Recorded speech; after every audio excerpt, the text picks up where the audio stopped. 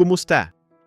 Ngayon, alamin natin kung ano nga ba ang gas scooter at bakit ito popular sa personal na transportasyon.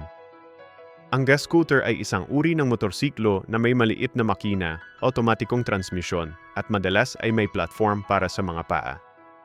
Gumagana ito sa pamamagitan ng isang internal combustion engine na sumusunog ng gasolina upang paandarin ang mga bulong na nagbibigay ng simple at epektibong paggalaw.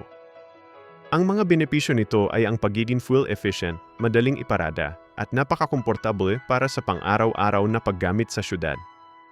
Bagamat nag-aalok ito ng kalayaan at ekonomiya, mayroon din itong mga limitasyon tulad ng mas mababang bilis at kapasidad kumpara sa mas malalaking motorsiklo. Mula sa mga klasikong disenyo hanggang sa mga modernong modelo, ang gas scooter ay patuloy na nagbibigay ng praktikal at masayang paraan ng transportasyon.